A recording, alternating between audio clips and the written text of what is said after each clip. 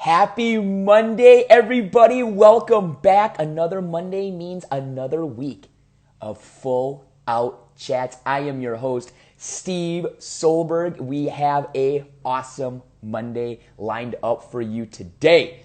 Have Bill Patterson joining me today. He's old school. He former coach at Indiana University, ready to go. Super excited to talk to Bill. He's been in the industry for a very long time. One of the originals. Been with NCAA for many, many years, and I'm just excited to get to talk to him. But as every coach says, before we can go full out, we need some music. So let's do it one more time, and let's go full out. Are you ready? Full out chats. You know what time it is. We got the control, we got the weight, we got the vision, you lose the sight. We will never stop. What? We got the drums, yeah. What time is it? Full out. We're riding 5, 6, 7, 8. And with that, we are full out, and let me find Mr. Bill Patterson. Bill! Hey, Steve, how are you? I'm great. How are you? Good. Sorry it took me a minute just to see your request. But No worries. Well, I'm just excited to have you. Can you hear me okay? Yeah, I can hear you just fine. Okay. Awesome. Well, I can hear you great also. And again, I just want to thank you again for taking the time to talk to me and talk to everybody and tell us about your story about I love the old school people that have these awesome stories and from the beginning. And as you know, a couple weeks ago, I had Julie Horion on here, and you coached her back in the day when she was a cheerleader at Indiana. So I'm quite sure you'll have some fun stories there. But I want to thank you. And as I ask everybody, just kind of start from the beginning. Like, where did you grow up? What sports did you play? Kind of just your upbringing. And then how did you get into this crazy world of cheerleading? Okay, well, I hope there's enough people on here to listen so I don't put anybody to sleep. But, I was actually born and raised in Iowa, and if anyone knows anything about Iowa, they know that it's a big wrestling state. So I did some wrestling, but then I thought I didn't really excel at that, so I moved to basketball, and that wasn't something that very many of my friends did. And then in 7th grade, I moved to Indiana, which was a huge basketball school. I'm in a state, and I thought, there's no way I can compete there. So I went back to wrestling, and I wrestled in junior high. And then it came about where they said that there were some gymnastics tryouts, and I'd never been a tumbler. I'd never really done anything like that, but it sounded interesting. So I went to the first meeting, and it kind of got hooked there. I went to the next practice where they actually allowed us to do some skills, and I learned a back handspring on the very first day. I also broke my wrist on the very first day because I had done so many back handsprings in that one setting that I think I just wore my arms out. So that was my start of tumbling and getting going that way. So when I went to my freshman year in high school in Indianapolis, Perry Meridian High School, home of the silver and the blue, had a great coach there. Coach Chuck Earl and his wife Becky did a great job with me for 4 years, and developed me into a much more, I wouldn't say elite gymnast, but a much more higher level gymnast than what I started with when I had nothing at the very beginning. So I got into floor exercise and vaulting. I did a little bit of other things, tried it, but not very successfully. Ended up being 3rd in the state, and which was amazing for me because, again, we practice on these hard floors on mats that were just barely put together, and that kind of thing. So on a balcony, that it was kind of intimidating to tumble on a balcony and hope that you didn't fall off the balcony when you tried to do a full twist or something. So anyway, that's kind of where I got my tumbling start. And then I actually, in my senior year, I was choosing between Purdue and IU. I really didn't have any loyalties one way or the other with my family because we were from Iowa originally. And so I was just going to try them both. Well, I went up to Purdue first and went with a friend. We couldn't find a parking place, so we just turned around and came home. So I think that was meant to be, so nothing against you, Steve, or Purdue University. No, I get it. Yeah. I just couldn't find any parking. So I knew that Indiana had a good gymnastics program. So I went to Indiana my freshman year, started out on the gymnastics team, and realized that my skills weren't quite up to par to what everyone else was at the time. And Mhm. so, but I went to football games, and and I love football. I love basketball. I love participating, spectating, whatever it takes. And I saw the cheerleaders, and I thought, man, I think I mean, I could do those tumbling skills that they were showing there. I could definitely do that. And I'm not sure about lifting someone above my head or anything like that. So, Mhm. I mean, I'm pretty skinny. I was pretty skinny, even skinnier then. And I think when I told my parents I was interested, they said, "Well, will they put you on top of all the pyramids?" Because I was that small. So, and they were shocked when they saw when I was holding a girl above my head. They just could not believe it. But anyway, I went to uh, just a tryout at Indiana University my freshman year, the second semester, and acted like an idiot. And somehow they put me on the team. And so I made it in the spring of '79, which is probably earlier Mhm. than most of your listeners were even alive. I always get that with Justin Carrier, a legend in his own right at NCA. He would Mhm. always introduce me as the person that started the same year that he was born. So I always get that. Yeah, you have a great picture of me. I think that's at the University of Colorado. Myself and Val Gatson, another teammate and NCA instructor as well, doing arm in arm. I'm sure we started at a hand to hand, but it must just slip down to the arm in arm. Yeah. I'm just kidding. We had no thoughts of ever doing hand to hand, or could have. All right. So that's kind of where I got started, and then Mhm. as they say, the rest is history. But it was a great start, and had a lot of great people. But when I started at Indiana, the gymnastics coach, Coach Brown, was actually kind of the pseudo cheerleading coach, or cheerleading sponsor, they called it then. And so he really didn't participate in the games or in the game day atmosphere or in our practices or anything. He was just there if we ever needed anything. So we were really self-coached by the captain on the team. And so whatever the captain was determining at that time was kind of what we worked on. And I know my first year, we didn't do a whole lot. The captain was very busy, I think, and so we'd come to practice. We wouldn't work on jumps and tumbling and stunts. We'd work on one pyramid and a couple stunts here and there, but nothing really creative, nothing out of the box. So we didn't really get a lot out of that, and Mhm. so I think that increased and got better as the years went on. So Again, that's we're where here I with started. Bill Patterson, Varsity Brands, NCA. So, kind of talk about that. So, you are at Indiana as an undergrad, and you joined the cheerleading team. Did you start doing summer camps then while you were at Indiana? I did, but I didn't for several years, or for a couple of Hmm. years anyway. I also came out of high school with marching band and uh, drum major and auxiliary Hmm. units. So I did that starting in 1977. I actually started teaching summer camps before I graduated from high school in '78. The camp that I went to, Smith Walbridge up in northern Indiana, I was just one of their students, and then they said, "Is there any way that you can stay on for the rest of the summer and be one of our instructors?" And they said, "Now we weren't going to pay you. This would just be something fun for you to do, and we know how Hmm. much you love this." And I wholeheartedly agreed. And then I called home and talked to my parents, and they said, "Well, you are working at McDonald's and you have to at least earn $50 a week. So you're gonna have to go back and Uh-huh. ask them for $50 a week." And I Hmm. did that, and they agreed to it. And you're thinking, oh my gosh, $50 a week, that's nothing. And so that's what I did, is I worked for $50 a week that first summer in '77, and then I came back in '78 and I got actually full-time pay. I mean, the full pay, whatever it was, like Hmm. $250 a week. So Hmm. that's where I started, is on the band side. And then Hmm. after going to camp, I went to uh, NCA camp with IU the first time, and then the second year they weren't going to go to camp. They didn't have the money. They didn't. I think we had Hmm. some issues with people not making the team again and that kind of thing.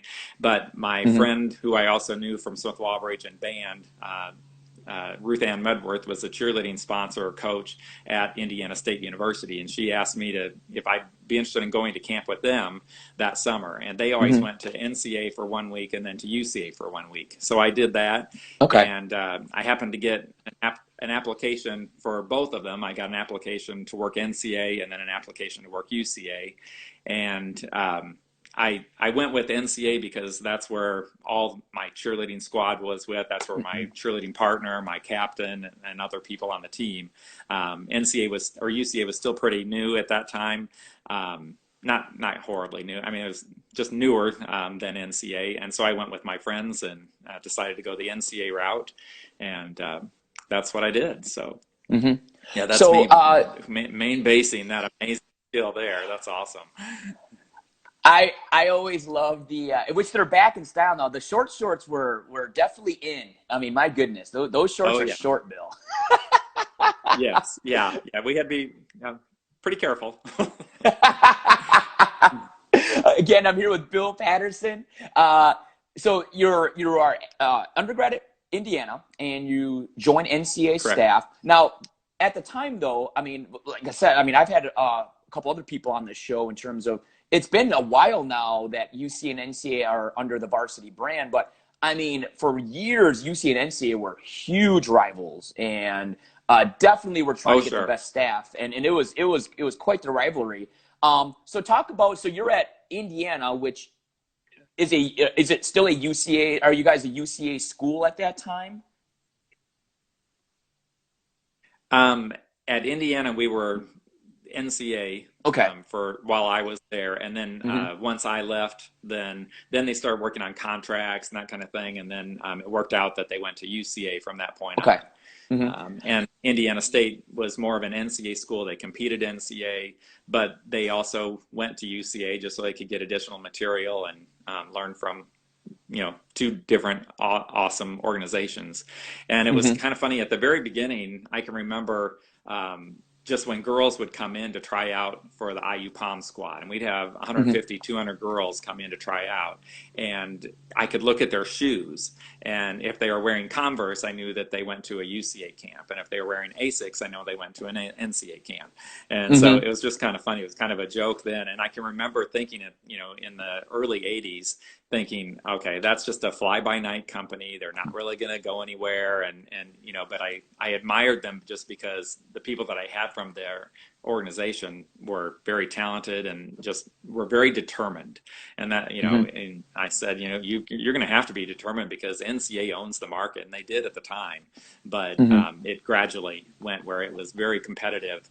And then when I was in other positions, I was in direct competition with UCA and what I was doing, whether it was when I was the state director or when I was higher up as a VP down in the Dallas office.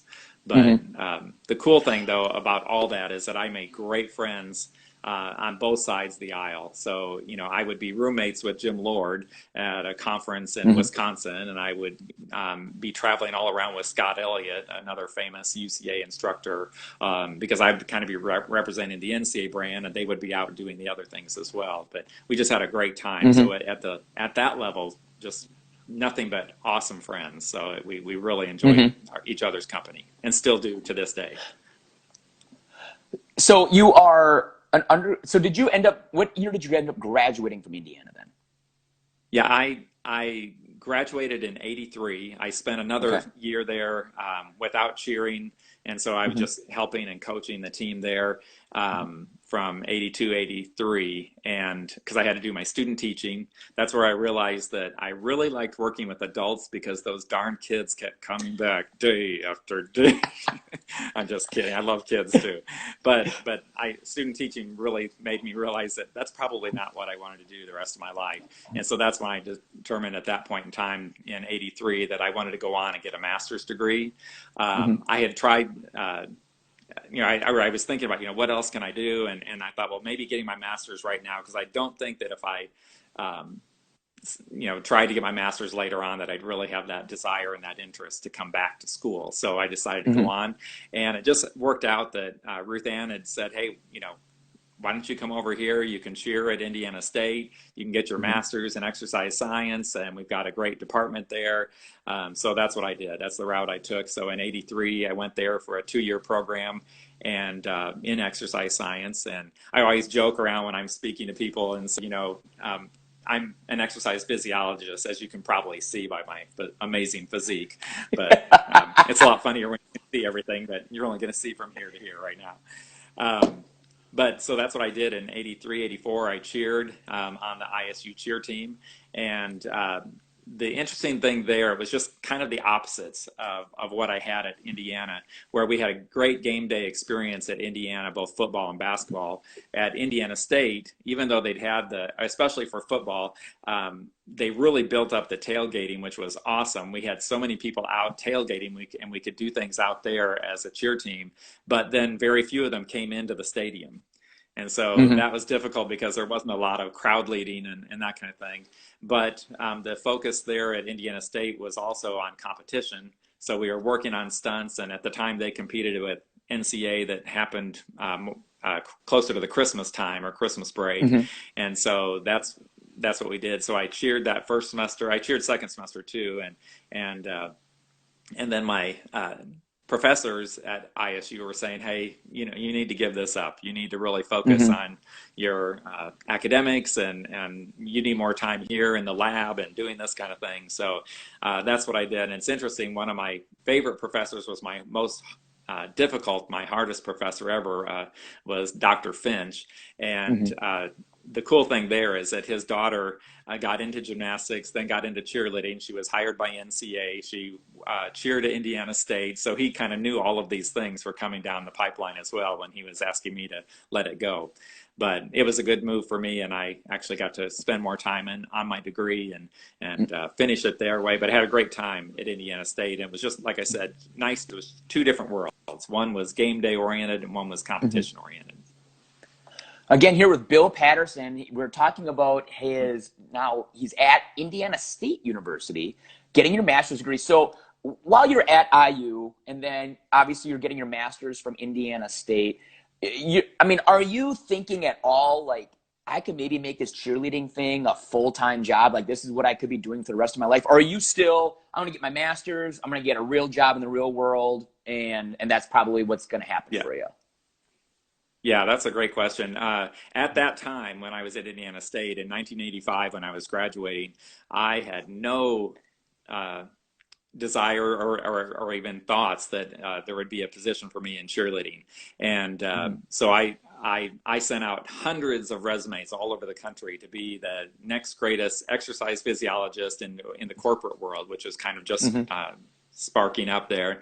And when I would go on interviews, they would have this little tiny room that would fit about 3 people in it, and they'd have a universal gym, and they'd say, "Okay, we have 800 employees, and we'd like for you to set up." I'm like, this is impossible, you know. I went to one interview where they saw that I had taught aerobic exercise before, so they wanted me to teach 8 hours of aerobics each day. I said, "No, that's physically impossible, right? I mean, you cannot do that Yeah. unless you're feeding me intravenously or something so that we can go through it that Hmm. way, but just not possible." And so I left that position pretty quickly, saying you're going to have to hire in a different way or get more people, or I'd be happy to hire and I mean, be hired and then hire out additional people to Hmm. help, but it just doesn't work that way. So Hmm. I was kind of giving up there, and then my cheerleading partner, my last cheerleading partner, our senior year, Sonny Sicklesmith McCauley, that's Sonny McCauley now. She was an apparel rep for cheerleader and dance team at the time, one of the very first reps there. Awesome, awesome, wonderful friend. And she called me and said, "Hey, I think NCA is looking for a position, but I'm just going to tell you up front, I think they're looking for a single female around 40 years old." I'm like, Hmm. okay, I'm in my 20s or early 30s. I'm married and I'm not a female. So she said, "Well, just go ahead and apply anyway." And I guess they must not have had any of those categories fulfilled because they hired me there. And kind of the fun story, I was working at a fitness center there as their exercise physiologist. And I was supposed to have an interview with NCA down in Dallas. They were flying me down on a Friday, which was my day off, and it worked out perfectly. Well, then on Thursday, they called me and said, "Hey, to Monday." Well, if anyone knows anything about health clubs, they know that Monday is the busiest day in the life of a health club. So I had to, Hmm. and by mistake, I think I had sent my resume to the health club printer. And so on Sunday night, after they're all closed up, I had to go inside there. The door was locked where the printer was, so I had to climb over the ceiling tiles into the next room, pull off that resume, and then come back over the ceiling tiles, put them all back, and then I had to tell my boss, I wasn't going to be able to come in on Monday, but I didn't tell him why.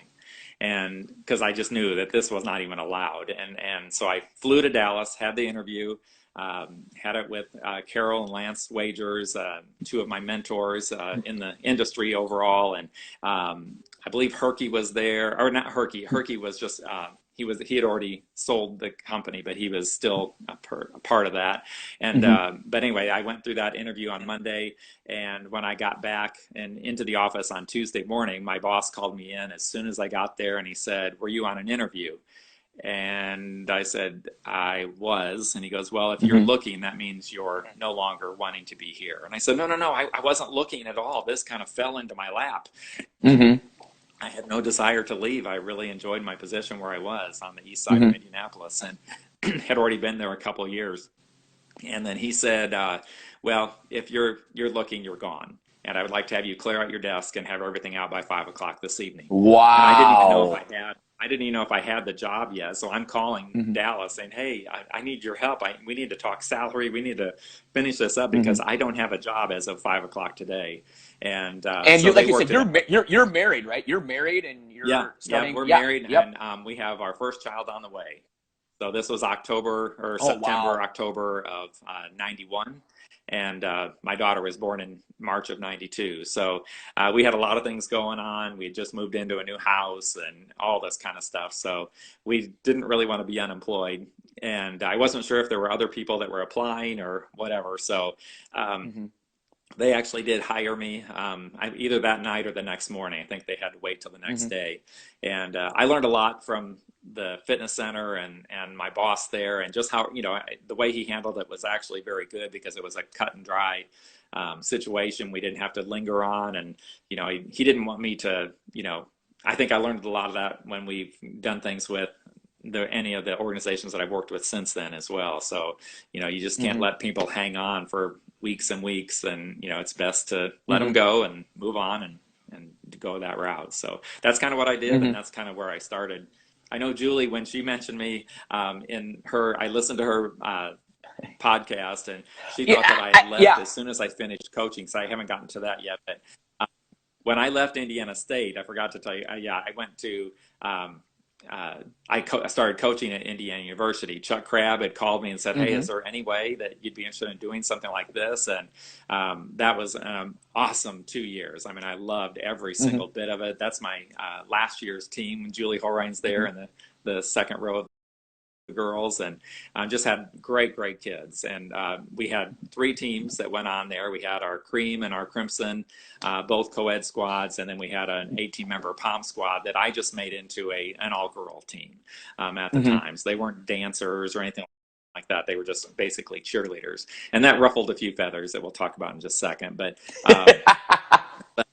so that was a great opportunity for me to get into Indiana. But, it was really just a stipend that they gave me.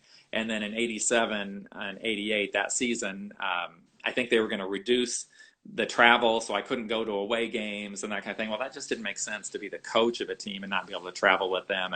And plus, I'm married, I have a child, and, we're trying to keep our family going. And I was doing a lot of choreography, substitute teaching, whatever I could get my hands on just to earn some money.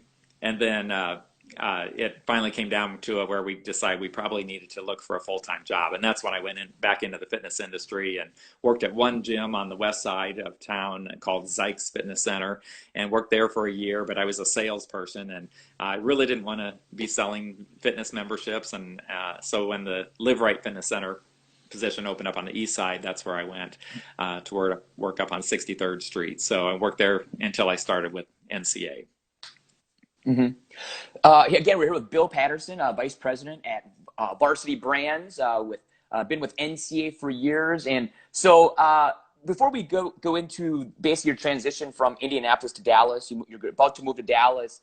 I mean, talk real quick. I mean, talk, like a lot of people, I brought Julie on because I call her the queen of Indiana cheerleading because, I mean, she's been at Indiana now for Yeah. years. But what a lot of people don't know was who was the coach before Julie? It's Bill Patterson. Bill Patterson was Yeah. was coach before Julie. I mean, just talk about kind of the evolution and where Indiana is today, and kind of things that you foresaw, or any type of innovations or anything that traditions that were started at your time at Indiana. Yeah, yeah. Well, I think everyone should go back and listen to Julie's podcast. It was awesome. I've listened to it twice, only because I wanted my wife to hear part of it as well. But it was awesome. She did a great job. And had I known, 30 some years ago that when I put Horine as the captain of that squad, that she would then take it to the next level the next year when I was gone and she was a senior and she started coaching and performing as an athlete as well, and then to stick with it for this many years. I mean, and all the credit goes really to Julie and then the people that she's brought around her to support her and the IU program. But it has been, I mean, when I look at some of the pictures that I was kind of going through and what I have, of just 1979 IU cheerleading, what we were doing, and it's just nothing compared to what they're doing now. And I just enjoy going to games so much and just being able to see both the co-ed squad, the all-girls squad, and then to see what they've done on the national level, and to see what kind of recognition they brought back to Indiana University has just been amazing. I mean, it's just awe-inspiring for me. I just look at that and go, man, she has done such a great job. I think of the team that you're showing now and what we would have performed at Kings Island. I think was where we were all set up there, and I helped run the competitions there at Kings Island for 20 some years, and we were bringing in different universities and colleges from the tri-state area. So we'd get Ohio State and Louisville and Indiana and Kentucky and some of the great teams there, and just bring them in for exhibitions so that they, the high school kids could see something to aspire to become someday. And but here little Indiana is going up against Kentucky's and Ohio State's that already competed so well at the national level, and it was pretty amazing at the time. But they did a great job, and it was more game day oriented, and so we had a lot of fun with it there too. So those smiles, I hope, were not just forced, but they were having a great time while they were there and while I was there coaching them. I texted Julie this picture and I said to her, "Hey, you're going to be on today's show," and she goes, "This is the team that made Bill Patterson want to leave coaching." That's right. That's right. Yeah, we had some great people on that team, and the bottom right-hand corner, as I'm looking at that picture, is Julia Michaels. She was an NCAA instructor, but people would know her now because if they've ever seen the movie like Blindside or what's the not Pretty in Pink. Pitch Perfect. She was the music editor for all of those movies and all the Pitch Perfect movies. So she's made a name of herself as well, and she was on our college staff, and she was a great person as well. There's some great people there too. There are doctors in that group. There are, teachers. There are nurses. There are just some really great people from that whole group. So like you said, you spent 2 years coaching at Indiana University, and you're starting up a family. You transitioned back into the health and fitness industry, and then you get an opportunity to become a rep for, at the time, it was called CDT, which a lot of people probably don't remember now. But again, that was the battle between UCA, NCAA, and Varsity and NCAA, and it was quite the battle. So now you're moving down, you made the decision to move down to Dallas. Talk about that transition, moving from home, what you've known as home for many years, down to Dallas, Texas, to work for the NCAA office. Right. Well, when I started working in 91, I actually worked from 91 to 97 in Indiana. So I stayed there that whole time. Okay. And I was I was the very first NCAA state director. And I was, I think my title was Midwest Regional State Director because I had 13 states that I covered. We also hired one person to do the West Coast, and then one half-time person who was working on her doctorate in the Northeast area of the country. So I kind of covered that whole Midwest section of the country at the time. And then in 97, I think, I became the national coaches director. So I handled all the coaches programs for NCA. And then in the fall of 97, Fritz Hager and Andy McNeil called me and said, "Hey, we're thinking about, we would really love for you to come down to Dallas and be full-time down here, because if you ever want to move up in the company, you won't be able to do it anywhere outside of Dallas." And I really wasn't all that interested in moving up. I was very happy. I was, just fine. We had 2 kids by then, and I had been coaching at Franklin Community College, or Franklin College, where my wife was a high school teacher at Franklin Community High School for several years. In fact, the joke there is that when she did her student teaching and they asked her, she'd like to come back the next fall and be a teacher, and they said, "Hey, and if you do this, we'll give you the cheerleading program." Well, that's the kind of the joke too, that she said, "Hey, if you marry me, I'll let you help me with the cheerleaders." And so that's what we did. And she was an IU diehard, and you can see my mother-in-law was the biggest IU fan in the world, and so any chance we'd take her to an IU basketball game. And we always got the cheap seats, so we'd sit up on the very top balcony, because you get 4 hot dogs and 4 drinks and 4 popcorns for $20. So it was like, you can't beat that. So I'm such a cheapskate for most of my family would agree with that, I'm sure. But we had a great opportunity to do those things then. And then they said, "Do you want to move to Dallas?" And so we prayed about it. We really thought about it. My wife has 6 brothers, or a family of 6 brothers and sisters, that all of them lived within about 10 minutes of each other in Indianapolis, except for one sister who moved to Dayton, Ohio. And we always teased her and said that she had become the black sheep of the family because she moved so far away.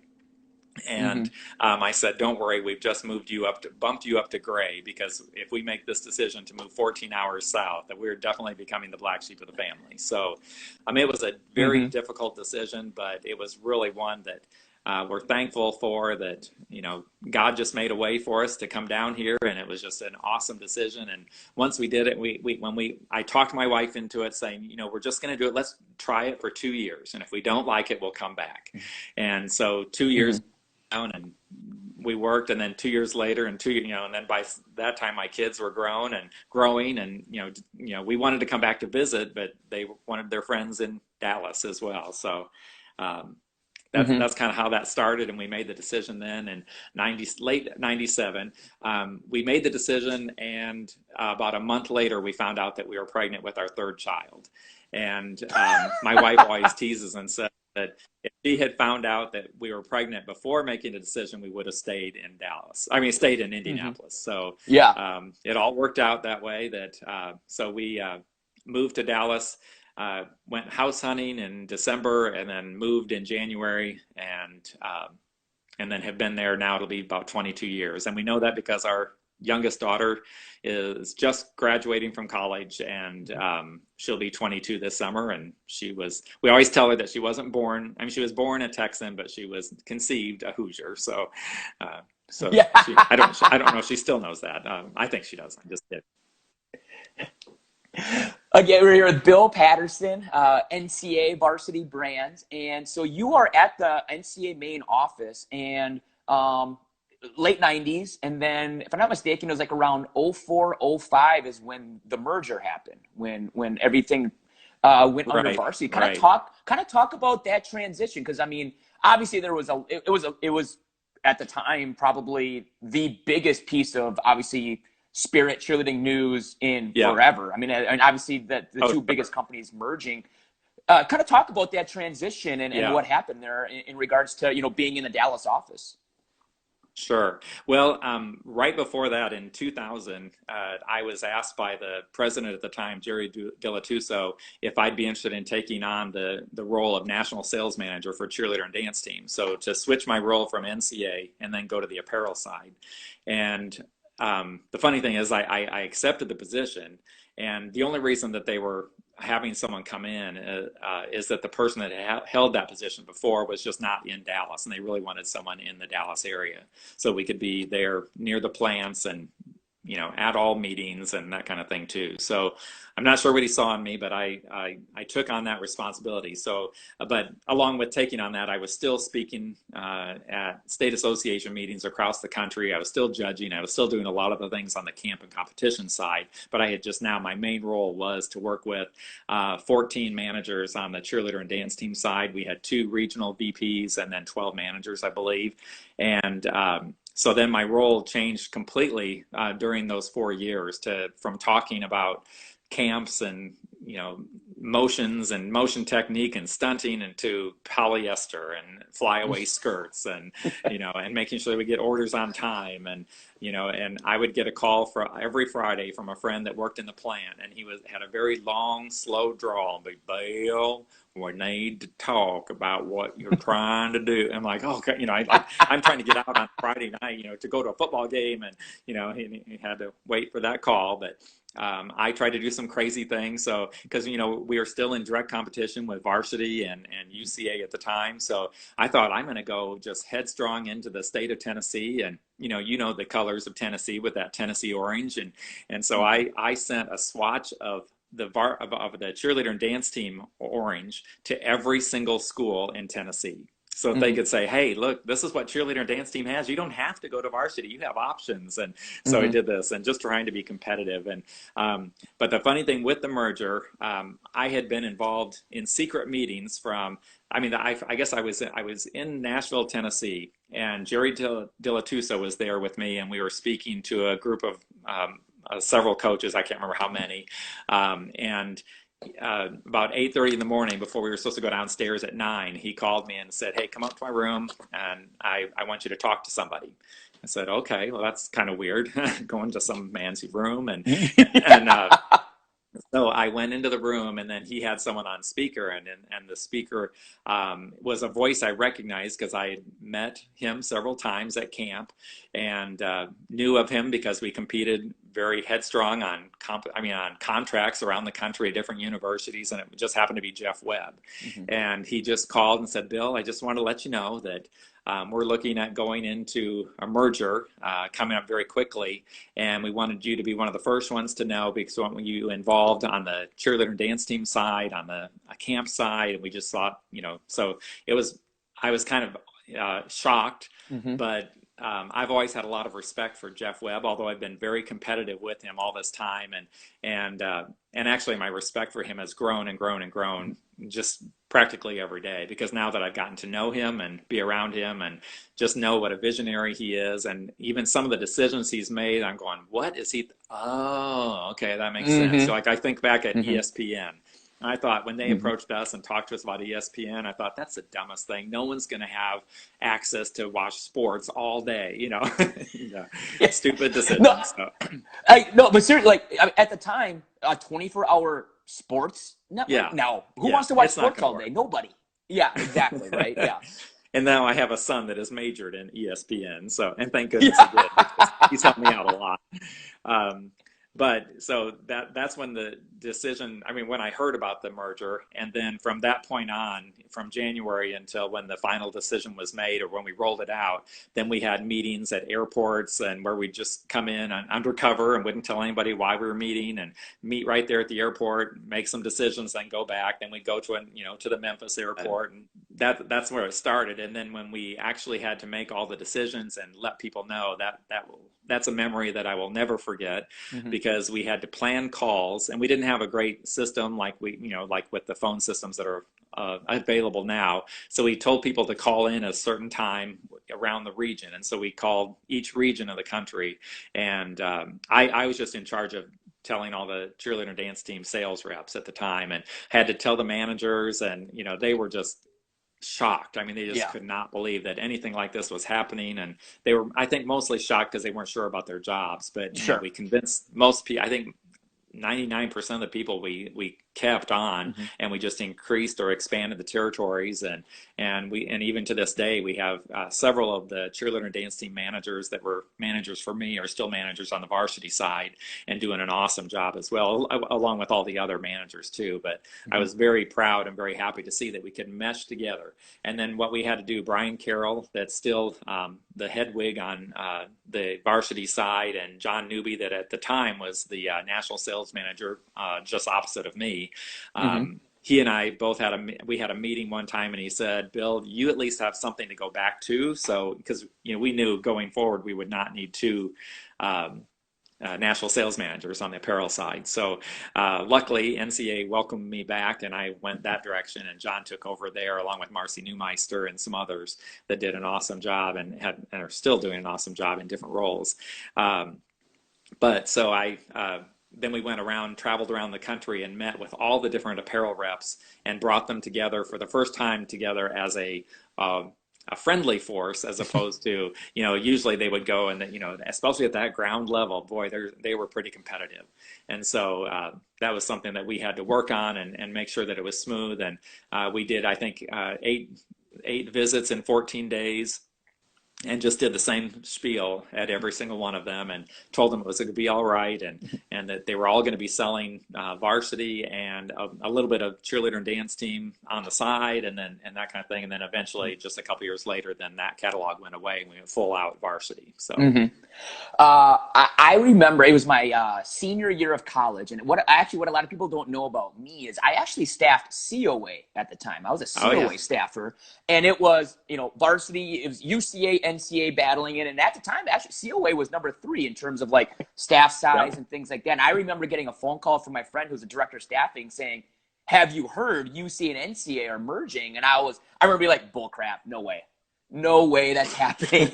And I just remember like you said, my jaw dropped. I just couldn't believe, because especially nowadays, like it's hard to keep a secret like that, but it just kind of was like, right.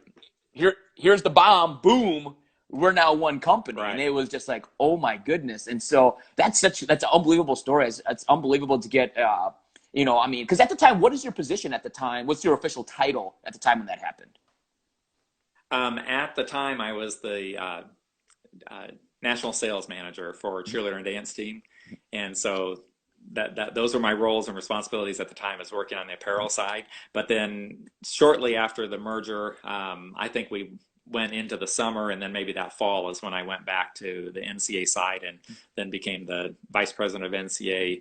And they had me in the marketing department at the time. So I had a region of the country and was just doing some marketing responsibilities along with, it's funny. I always tell people that whether you're with Varsity or whatever brand, even though you may move to another position, you're still going to kind of take on you're going to keep some of those responsibilities that you had forever. And, I'm still speaking at coaches associations and doing different things along those routes that I did from the very beginning in the late 80s.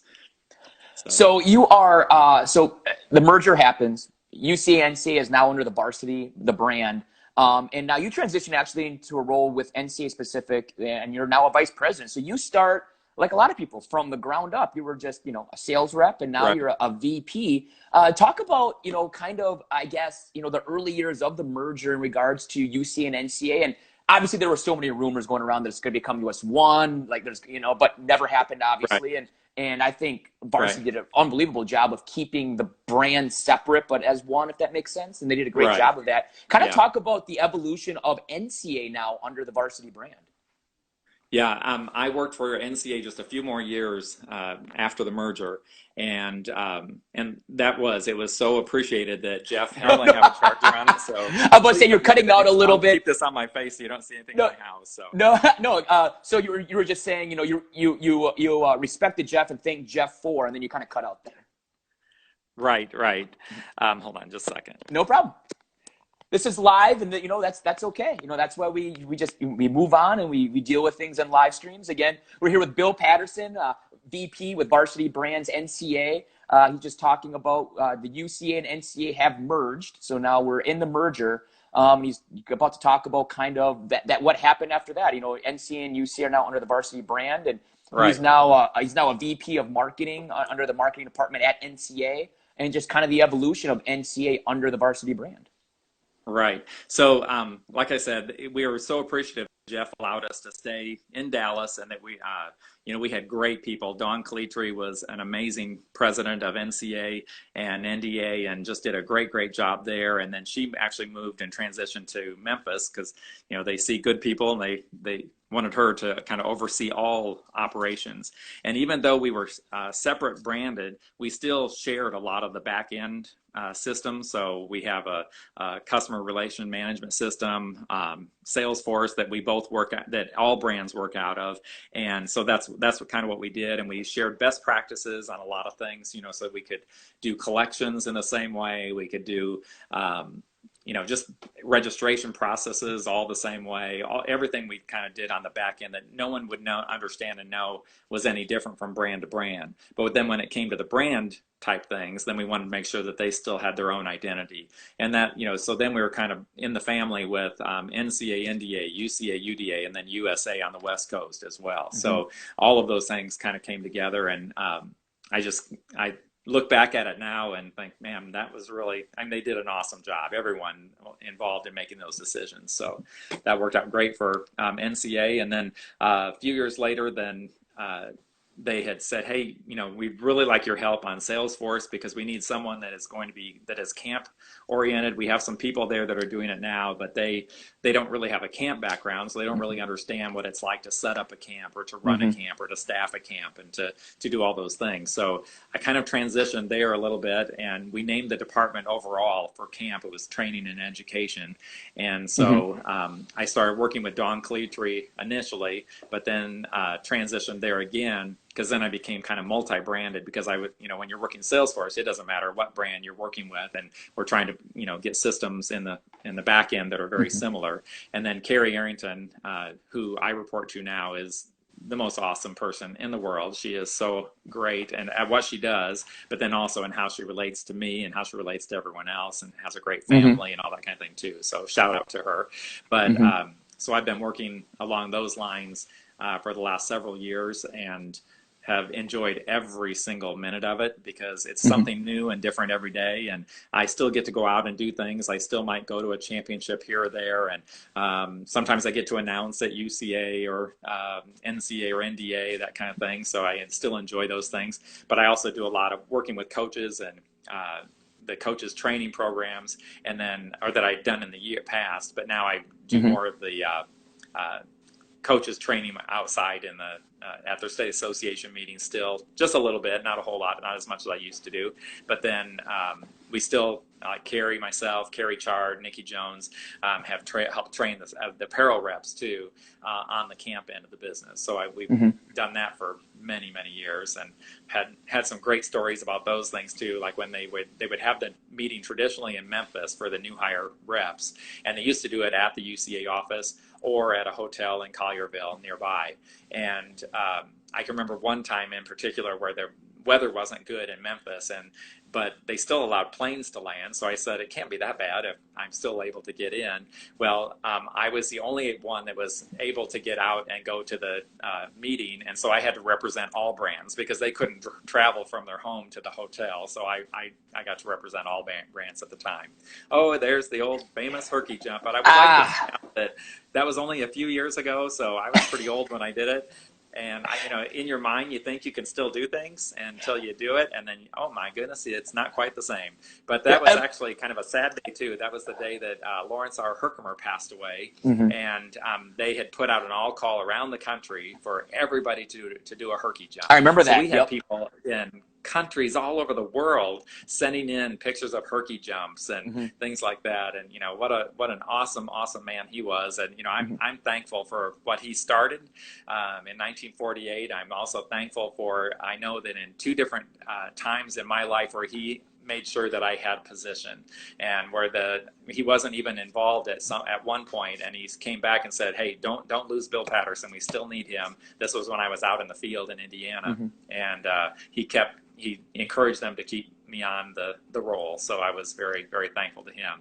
But that was a herky jump that was on video, and then, okay, now just cut it right there. And, I thought I did pretty well, though, because everyone else was doing it off a trampoline or a springboard into a pool. Or I thought, no, I'm going to do the real thing. So I put on an old NCA shirt that I had in the closet and got out there. Now, I don't know that I'd do that same thing again. So the technique looks good. Toes are pointed. I mean, good high punch there. Hand on the hip. Yeah. It looks good, Bill. I would give that a good score.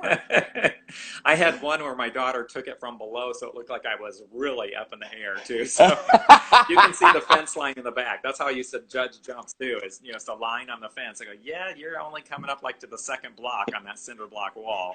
You need to go up a little bit. You need a little more lift in your jump, but there wasn't no lifting any more than what I could do that day. So. Actually, you said, we would barely talk for 10 minutes. By the way, we're almost at an hour, which is great. I knew you would have some great stories. Before I let you go, one of two things. Number one, could you talk about Herky? I mean, you obviously knew him. He's obviously, when you talk about the history of cheerleading overall, I mean, you talk about Herky. I mean, he founded NCA. Yeah. He's the visionary that started it all with the camps and everything. Just talk about Herky, the man, what he meant to cheerleading, what he meant to you, and just your experiences with him. Yeah. I won't go too much into his history because I'm sure I'd probably get certain parts of it wrong. But when he started it in 1948, he started it at Sam Houston State University, and with just himself. And then he brought along, I think, one or two people to help. One, an English teacher, to make sure that they were rhyming the words correctly and doing the things that way. But then he started, and he just kind of from the ground level up, just went from state to state and did a lot of what we now call contract camps, where they would just hire Herky to come in, and they would work with the cheerleaders that were there. I mean, the college cheerleaders that were there, like at Illinois State University, for example, and they would be part of his team, and then they would teach all the girls that would come in to the camp at that time. And he just went from one place to the next and just kept growing and growing and growing.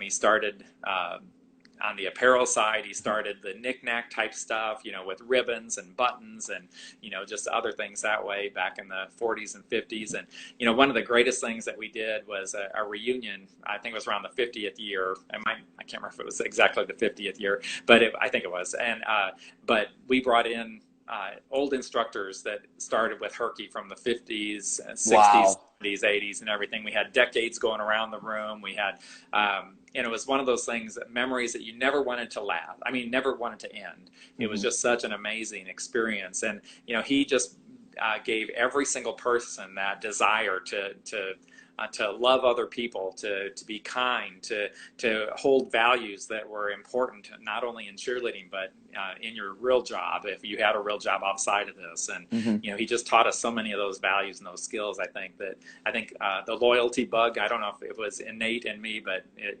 definitely came out because I knew I just wanted to be loyal to Herky and all that he had started and all that he had developed.